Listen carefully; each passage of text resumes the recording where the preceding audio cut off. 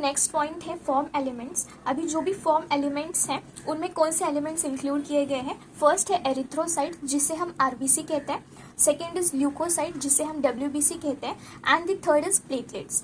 Now form elements कितने present होते हैं, कितने परसेंटेज तक प्रेजेंट होते हैं अपने ब्लड में। So form elements constitute 45% of the blood. So first what we are going to study is the first form element जिसे हम एरिथ्रोसाइट कहते हैं, that is the RBC.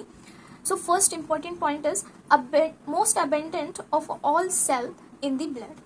मतलब सबसे ज़्यादा जो भी फॉर्म एलिमेंट्स में से प्रेजेंट है तो RBCs प्रेजेंट होते हैं ब्लड में. Second point is that adult man has on average 5 million और 5.5 मिलियन RBC ऑफ ब्लड.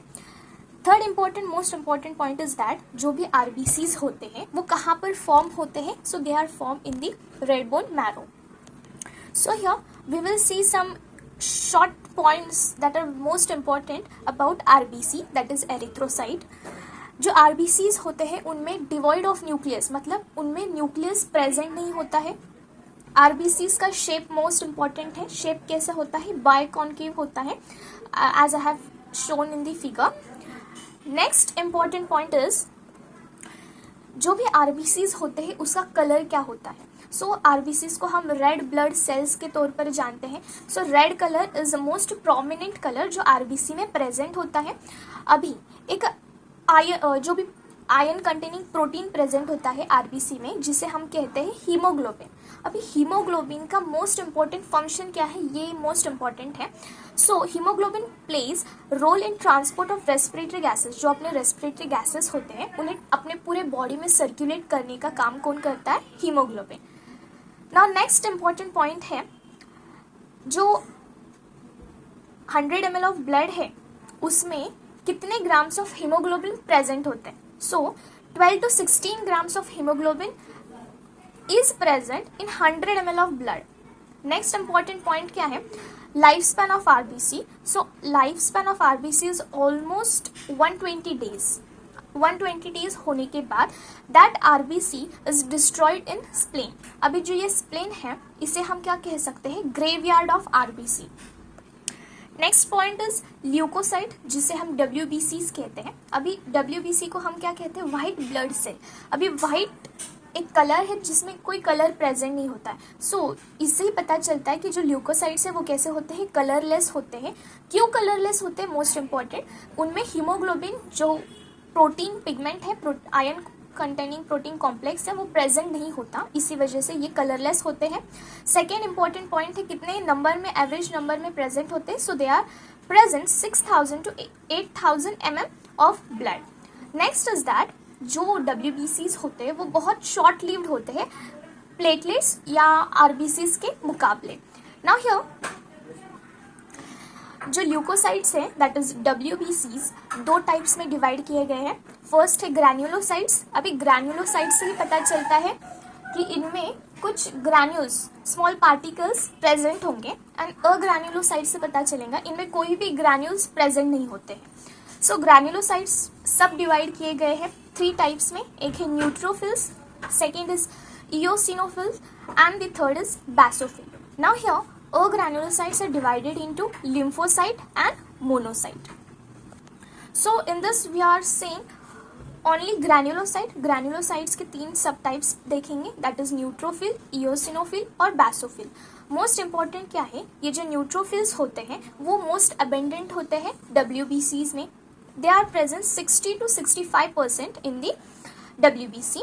अभी इनका फंक्शन मोस्ट इम्पॉर्टेंट है. ये क्या फंक्शन करते हैं, फैगोसाइटिक फंक्शन करते हैं. मतलब एंगल्फिंग, जो भी फॉरेन का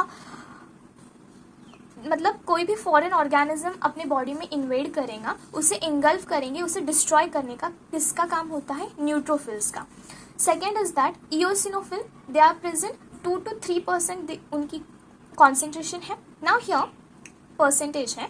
नाउ हियर इनका फंक्शन क्या होता है, रेजिस्ट इन्फेक्शन. जो भी अपने बॉडी में इन्फेक्शन हो रहा है उसे रेजिस्ट करना, उसे रुकाना, स्टॉप करना इनका फंक्शन है. Next is that associated with allergic reaction. जो भी इन्फेक्शन हो रहा है एलर्जिक रिएक्शन के थ्रू उसे भी स्टॉप करना is the function of eosinophils. Now next is basophils. Basophils का फंक्शन क्या होता है, कितने कॉन्सेंट्रेशन में कितने अमाउंट में प्रेजेंट होते हैं. So they are present 0.5 to 1%. Okay, now here उनका फंक्शन क्या होता है, क्या सिक्रीट करते हैं. मोस्ट इंपॉर्टेंट है secrete histamine, serotonin, heparin involve in inflammatory reaction. ये जो हिस्टामिन, सेरोटोनिन और हिपैरिन है जो इन्फ्लामेटरी रिएक्शंस में इन्वॉल्व है, ये सिक्रीट करने का फंक्शन किसका है, basophils. Now here next type of leucocyte is agranulocyte, जिनमें ग्रैन्यूल्स जो होते हैं वो एब्सेंट होते हैं. That is divided into two, that is lymphocyte and second is monocyte. So lymphocyte जो होते हैं 20 to 25% तक प्रेजेंट होते हैं एंड मोनोसाइट जो होते हैं 6 to 8% तक प्रेजेंट होते हैं. सो यहाँ जो लिम्फोसाइट है वो दो टाइप से अगेन डिवाइड किए गए हैं. First is B lymphocyte and second is T lymphocyte. अभी ये जो B lymphocyte and T lymphocyte है वो किसके लिए रिस्पॉन्सिबल है अपने बॉडी में. So it is responsible for immune response of the body. अपनी जो इम्यूनिटी का रिस्पॉन्स है इसे मेंटेन कौन करेगा, B lymphocyte and T lymphocytes. And here monocytes का फंक्शन क्या होता है, ये क्या होते हैं, फैगोसाइटिक सेल्स होते हैं. जो भी फॉरेन ऑर्गेनिज्म दिखेगा उसे खा जाना, एंगल्फ करना is the function of monocytes.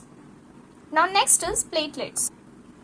So here platelets को हम और एक नाम से जानते हैं, दैट इज थ्रोम्बोसाइट्स.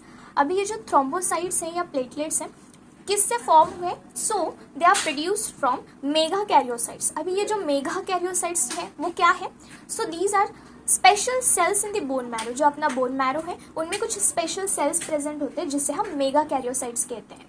सेकेंड, कितने अमाउंट तक प्रेजेंट होते हैं, so blood normally contains 1,50,000 to 3,50,000 platelets. इतना कॉन्सेंट्रेशन होता है प्लेटलेट्स का, इतना परसेंटेज में, इतना अमाउंट में ये प्रेजेंट होते हैं.